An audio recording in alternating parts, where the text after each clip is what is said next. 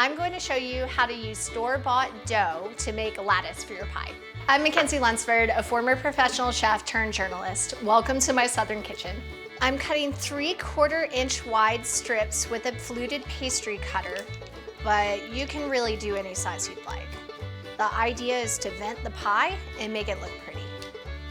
You probably won't use all of these strips, and they don't need to be perfect. You really won't be able to tell what size they are once they're woven on top of the pie.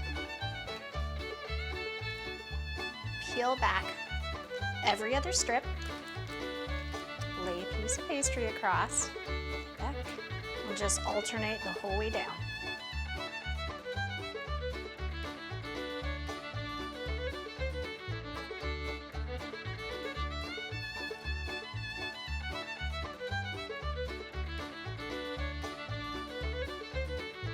Finally, trim the edges,